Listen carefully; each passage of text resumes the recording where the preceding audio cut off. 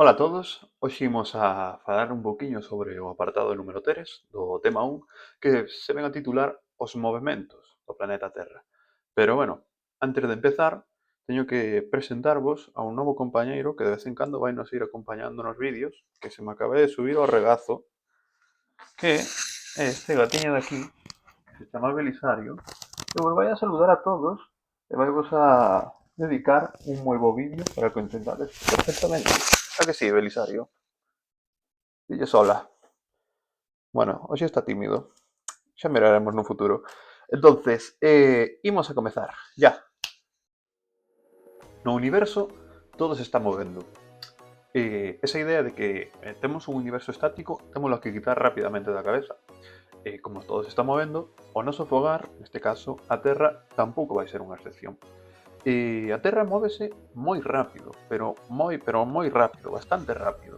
Solo que nós non somos conscientes desa velocidade. E ten, basicamente, dous tipos de movimento. Un é o de rotación, onde basicamente xira en torno a ela, que pode chegar a alcanzar aproximadamente distancias de 1000 km por hora, e outro é o de traslación, é dicir, cando a Terra xa non xira en torno a sí mesma, sino en torno ao Sol. E este é o punto onde alcanza as maiores velocidades, en torno a máis ou menos 107.000 km por hora, que se dice pronto.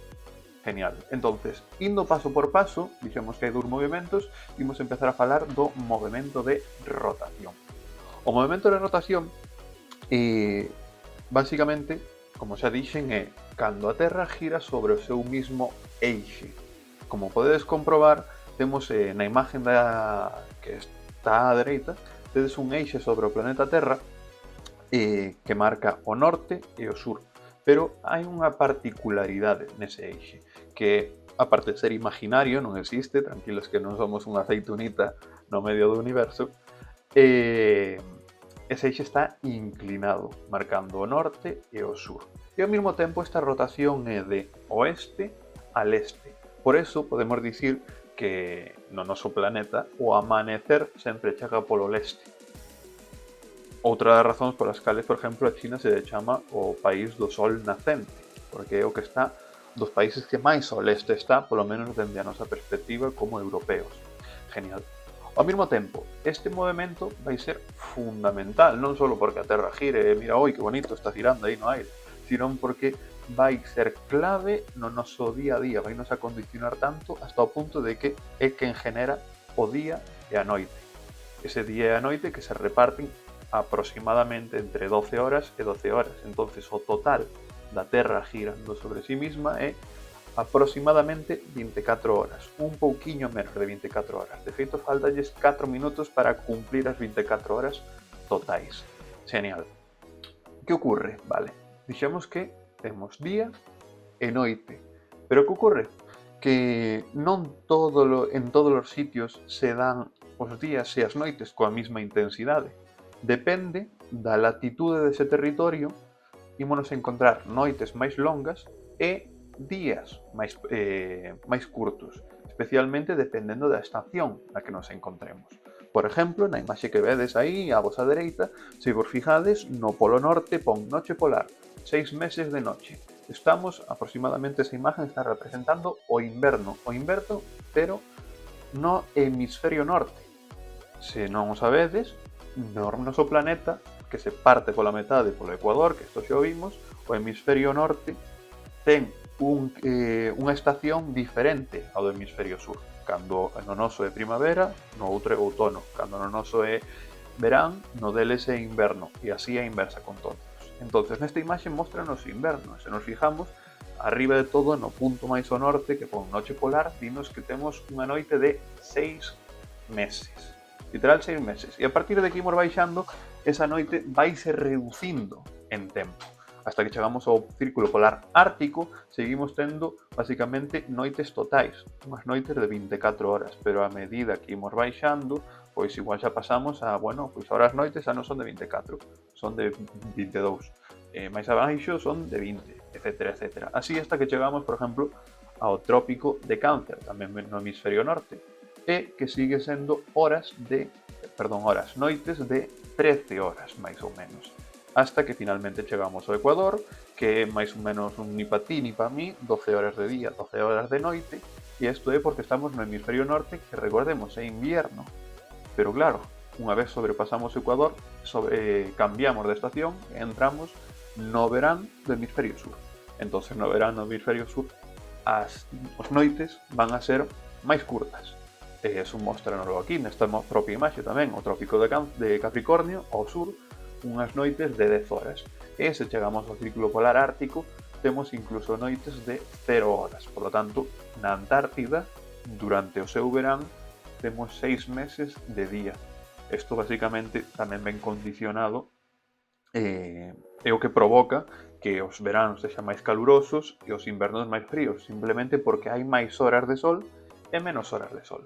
Ao mesmo tempo, se ben dixemos que non todos os territorios teñen a mesma duración de días e de noites, tamén non todos os territorios, todos os países teñen o mesmo horario. Por exemplo, isto seguro que vos sona. Seguramente que algunha vez vos desplazastedes a algún país, o máis común, Reino Unido ou Portugal, e dixestedes tedes que ajustar o reloxo porque ali é unha hora menos. Por que se dá eso? Por joder, digamos, por fastidiar e ter que cambiar o reloxo? Non, simplemente por unha obligación que o noso planeta nos está dando. Ao fin e ao cabo, se o planeta gira sobre si mesmo, hai zonas que van se convertindo de días e outras que se van convertindo de noites, pero non todas a vez. E aí onde nos creamos o que coñecemos como os fusos horarios, que basicamente é unha distribución de diferentes horas para cada país. Cada país ten o seu horario propio dependendo da súa posición no planeta. En total imos ter un total de 24 fusos horarios e cada país vai escoller ou un ou outro. Estes fusos horarios, ao fin e ao cabo, coinciden cos meridianos que nos estudiamos, por lo tanto, van ser 24, como dixen antes, porque temos 24 meridianos, e cada un destes fusos vai a corresponder a unha hora. Así pois, se, por exemplo, de feito na imaxe do fondo podedelo ver perfectamente, o punto de referencia do fuso principal que imos coller para comparar o resto é o que pasa polo meridiano de Greenwich. Mais ou menos, se buscades ahora Gran Bretaña, podedelo encontrar, e abaixo de todo pon 0, é dicir, vamos a imaginarnos que son as 12. Se nos desplazamos cara ao leste, estamos sumándolle horas. Por que? Porque por aí é canto antes amanece e, polo tanto, tamén é canto antes vai anoitecer. Pero se nos desplazamos ao oeste, a inversa. Temos que ir restándolle horas. Vamos a facer, por exemplo, un exemplo práctico. Vou mirar a que hora estou gravando este vídeo. Mais ou menos en torno ás 5. Así que podríamos dicir que en España ahora son as 5, pero se fóramos ao horario de Gran Bretaña ou de Portugal, serían as 4. Pero ahora ímonos ao outro extremo. Por exemplo, a China. A China habría que sumarlle 7 horas, porque nós non estamos exactamente no meridiano de Greenwich, estamos un poquinho máis para o lado. Así que habría que sumar 7 horas. Se sumamos as 5, 7 horas, pois temos as 12 da noite. E pois ahora ímonos ir ao outro extremo do planeta. Non sei que temos aí, Cuba. Pois a Cuba habría que restarlle, neste caso, ás 5, 7 horas. Porque está máis lonxe, entonces vai tardar máis en anoitecer. Se restamos esas 7 horas, pois temos un total de as 11, creo, ahora mismo non estou equivocado, as 11 da mañán, claro. Genial. Continuamos. O siguiente, dixemos que hasta agora tiñamos un tipo de movimento do planeta, a rotación sobre o seu mismo eixe. Ahora imos ter outro, que é o movimento de traslación, que basicamente o planeta sigue xirando, pero ao redor do Sol e seguindo a súa órbita. Esta órbita tárdase bastante tempo en dar a volta e cando se cumple por completo é o que nos chamamos un ano solar, que basicamente ten unha duración de 365 días, 6 horas e 9 minutos. Por eso, cada 4 anos temos que engadir un ano bisiesto con un día maiores en febreiro.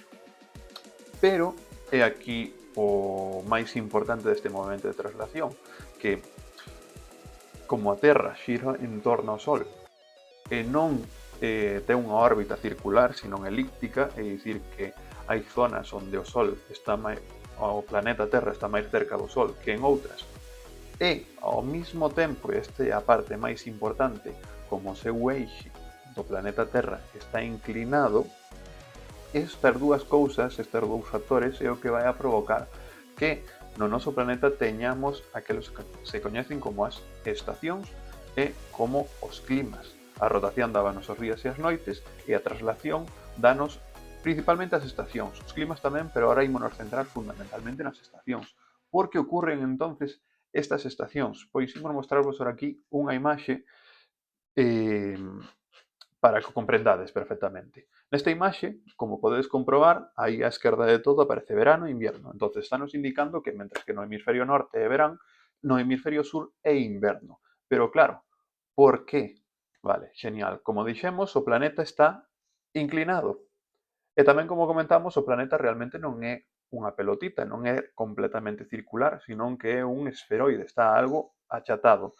Entonces, nós simplemente se estamos completamente inclinados no universo e o Sol, en cambio, como podedes comprobar tamén na imaxe con esa liña que está completamente recta, está sin inclinar no espacio, a nosa liña do Ecuador, a vermella, inclinada e a liña vermella do Sol recta, eso provoca que a luz, no caso de estar no verán do hemisferio norte, a luz do Sol incida dunha forma moito máis recta e intensa no hemisferio norte, como poder ver nesa frecha, que é máis cortiña e vai moitísimo máis recta, que no hemisferio sur, que é máis alargada, perde máis intensidade e xa non só iso, que vai en diagonal.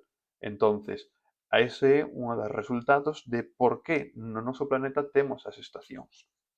A medida que ese planeta vai xirando en torno ao Sol, chegará un momento onde se invirtan as tornas.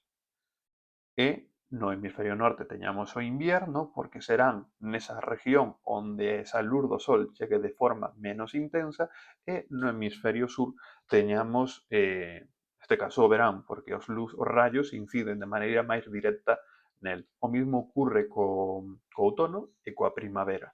Isto tranquilos, que aínda que ahora pode parecer algo complexo, ímolo mirar de forma moito máis calmada na clase e vai vos quedar completamente claro. Entonces, hasta aquí o vídeo de hoxe e, como sempre, vémonos na clase e abur!